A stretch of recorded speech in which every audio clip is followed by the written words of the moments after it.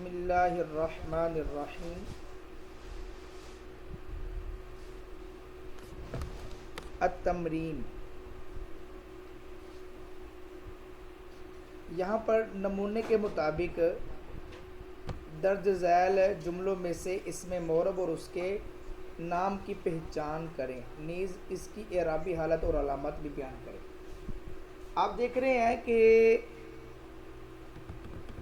پیچھے ہم نے معرب کا اعراب پڑھا ہے اور اس کے اندر 12 قسمیں ہیں معرب کی، جس کی تفصیل ہم نے کل پڑھی کہ مفرد منصرف صحیح، قائم مقام صحیح، جمع مکسر منصرف، اور پھر اس کے بعد جمع مؤنث سالم غیر منصرف، اسماء ستہ مکبرہ، جمع مذکر سالم، تثنیہ، اثنان اور اثنتان. یہ ہم نے پڑھے ہیں جو یہاں پر 9 اساس النحو میں لکھے ہوئے ہیں. یہاں پر اس کی تمرین دیکھیں. تمرین میں آپ نے سب سے پہلے دیکھنا ہے جملہ دیکھیں گے، اور جملہ دیکھنے کے بعد اس میں معرب کی کون سی قسم ہے اس قسم کا تعین کریں گے اور اس کے بعد اعراب کی حالت کیا ہے، یعنی حالت رفع کیسے آتی ہے، حالت جری کیسے آتی ہے، حالت رفعی نصبی کیسے آتی ہے. اس کے بعد پھر ہم نے اس کی علامت لکھنی ہے کہ وہ کون سی ہے. اب یہاں پر دیکھیں جی، تذهب البنات، تذهب البنات میں آپ دیکھتے ہیں کہ البنات جو ہے یہ اسم معرب ہے اور اس میں متمکن ہونے کے ساتھ ساتھ اس میں الف تا آیا ہے، تو یہ جمع مؤنث سالم ہے. اور جمع مؤنث سالم کی یہ حالت رفعی ہے. کیسے؟ تذهب فعل ہے اور البنات جو ہے اس کا فاعل بن رہا ہے. ٹھیک ہے. تو یہاں پر البنات جب اس کا فاعل بن رہا ہے تو اس کی حالت رفعی جو آتی ہے وہ ضمہ کے ساتھ آتی ہے. حالت نصبی اور حالت جری وہ کسرہ کے ساتھ آتی ہے. حالت نصبی اور حالت جری کسرہ کے ساتھ آتی ہے. تو یہ اس کی جناب اللہ تمرین کے حوالے سے اس کی یہ تفصیل ہے. چلے یہ تو یہاں پر لکھا ہوا تھا. آگے ہم دیکھتے جا احمدو. آپ میں سے کوئی بھی اس کا جواب دے سکے گا. جا احمدو، احمدو کیا ہے؟ جو ہم نے 9 اس میں متمکن پڑھے ہیں. مفرد منصرف صحیح، قائم مقام صحیح، جمع مکسر منصرف، جمع مؤنث سالم، جمع مذکر سالم، غیر منصرف، تثنیہ وغیرہ وغیرہ. ان میں سے یہ کیا ہے؟ تو اگر آپ کو سمجھ نہ آئے تو میں یہ عرض کرتا ہوں، احمدو جو ہے یہ غیر منصرف ہے. ٹھیک ہے.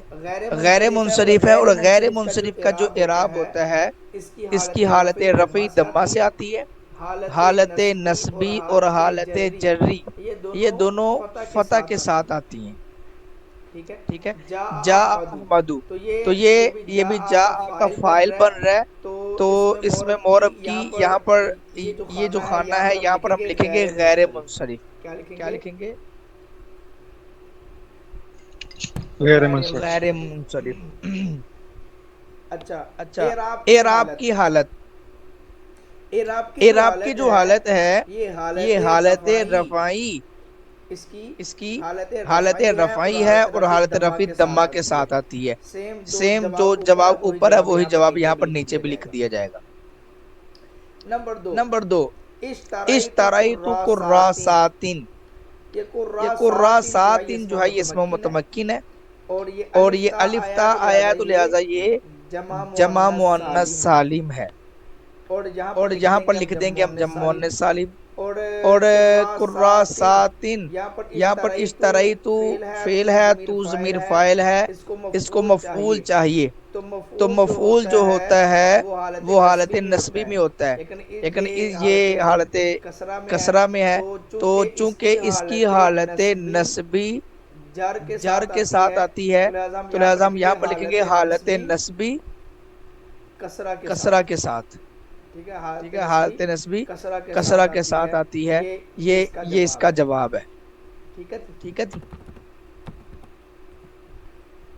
سمیعت النصیحۃ، اب نصیحہ جو ہے یہ مفرد ہے، منصرف ہے اور صحیح ہے، ٹھیک ہے، یہاں پہ لکھ دیں گے مفرد منصرف صحیح، اور یہاں پر سمیعت فعل ہے، تو ضمیر فاعل ہے، نصیحہ مفعول ہے، حالت نصبی ہے، تو یہ حالت نصبی یہاں پڑے گا فتح، حالت نصبی فتح کے ساتھ آتی ہے، ٹھیک ہے، تو اس طرح سے یہ پوری جو تمرین ہے وہ حل ہو جائے گی۔ اس طرح اب لائبون دیکھ لیں، لائبون جو ہے یہ جمع مذکر سالم ہے،